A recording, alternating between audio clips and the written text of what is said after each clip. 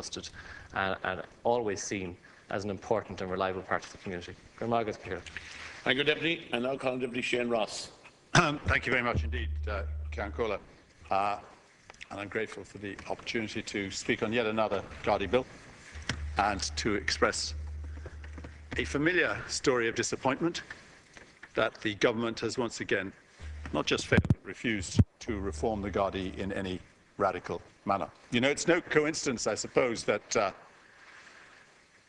I and other independents here, in particular Deputies Wallace and Daly, have been hammering away at this particular problem for a long time and have indeed brought it very successfully to public awareness and have indeed achieved a great deal in the sense that many of those who were responsible for the debacle, which is the Garda and the Department of Justice, are no longer present in their positions.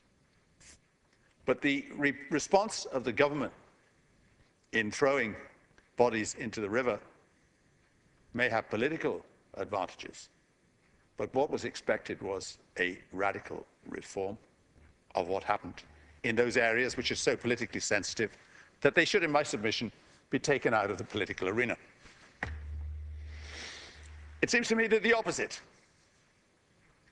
is the case in the government's response to the crisis in the Garda, the difficulties in the judiciary, and indeed in the responsibilities which they carry and have carried so irresponsibly, as have successive governments in these fragile areas, which are so sensitive that the public are beginning to lose confidence, not just in the judiciary or the semi-states in whom they lost confidence many years ago, but in those who are entrusted with keeping and enforcing law and order impartially. And I would have thought that a reforming government of Fine Gael and Labour and anybody else would have seen the opportunities which have arisen from the debacle which has been the Garda Síochána to take the axe to the Garda Síochána, to go in there and to clean it up. That's not what's happened. What's happened has been the same response as happens in this government when it finds that there are disasters, there are hand grenades inherent in these institutions, and they go in to solve the solutions when it's exploded with little bits of sticking plaster. And the first criteria of a bill of this sort, and the first demand of a bill of this sort, and a bill which attacks the judiciary and other areas where the government has such powers of patronage, should be to make sure that the word minister never appears in the bill at all. That should be the first demand if they're really interested in reform. Because the problem, the root problem of those matters which I've addressed is the fact that successive ministers have had almost within the Garda, within the judiciary, within the semi-states. And the other common theme here is that all ministers have in effect abused that power. And so to see in this bill that the Minister for Justice, and it's no reflection on any particular individual, it's a reflection on the ability and the capacity for abuse down the road, that the Minister for Justice has the power to veto an investigation by GSOC into the commissioner, into any commissioner in the future or on the present, is totally and utterly unacceptable. Why is that necessary? Why should a minister be allowed to obstruct an investigation into a commissioner? And the only reason that I can think of is one where there would be a need for that good old tradition of political favoritism and political interference. That particular clause in the bill is an abomination. And it's symptomatic of the fact that this government, for reasons known to itself, is incapable of releasing the power of patronage, the power to hold on to, the power to hold on to not only the appointments of the guards, but the administration of the guards, and to protect people in high places. This should be taken completely and utterly out of the political arena. And you know it hasn't been. And I think there are good intentions. I think the present Minister for Justice has good intentions and has intended to make some sort of a break with the past. But what we've seen, not just in this bill, but in other bills of this sort, is so piecemeal, it's so cosmetic, that the abuses will continue. And that has been, I'm afraid, a characteristic of the government in the area of patronage, which we've seen not just, and I'm not just referring to the appointments to Shannon, I'm referring to the guidelines which were issued, I think, by the Minister for Public Service early in November, where he made a few gestures in the light of a pretty scandalous attempt to appoint for an appointment to the Shannon, which couldn't be justified. And he said that in those guidelines there are new procedures for appointments to semi-state bodies, which are not really worth the paper they're written on. Because at the end of the day, the appointment can be vetoed or made by the minister. The same, of course, as everybody knows, still is attached to the judiciary. We have the Judicial Appointments Board, stuffed with political appointees, by the way, in case people don't remember it, which makes recommendations to a minister who can either listen to them or not. But there's a wonderful old fig leaf there to protect whoever the minister is making the appointments. They get a few. If they don't get the ones they want, who normally have very identifiable political affiliations, in the past at least, if they don't get those ones, they can appoint one of their chums to the bench anyway. And you know, that particular trend, that particular disease, is noticeable in the appointments which are made to set up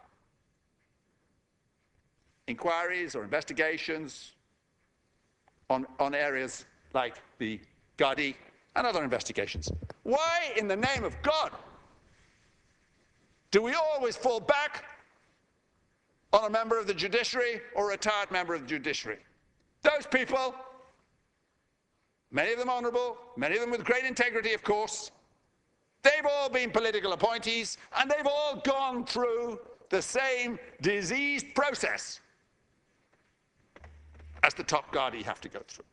So you're having extraordinarily embedded establishment people being appointed by a Minister for Justice to investigate people who've also been appointed by a Minister for Justice. What conclusions do you expect them to reach? You couldn't blame them, but they're so embedded in the system, they're so compromised, they're compromised by their initial appointments, that they're not necessarily the sort of pool that you should be going to when you're asking for an independent investigation which has extraordinary political sensitivities. This whole business of politicians with different agendas being able to appoint people who are sympathetic to their points of view, their political points of view, to positions here should end, and should end now. And it was the government's opportunity when this shambles, which is the Guards, and is in danger of threatening the judiciary as well, broke out, to take a radical step, which says, no, hands off, we are not going to involve ourselves in this sort of activity. And they did do one or two things. And they promised lots more. We're waiting another, yet again, we're 4 years waiting for something on judicial appointments, which will come. But wait and see. I can predict in that bill itself that we will see the last word coming from the minister. Nothing will be done without ministerial approval or ministerial appointment. And there is going to be what they call an independent Garda authority set up shortly. Who will make the appointments to that authority? I don't know, but I suspect, I think according to, we are promised, I haven't seen the bill, we are promised that that will be made by the minister. And you know we've already got a chairperson of that authority. What process was that was implemented in that? Did we have a long process of advertising and interviews?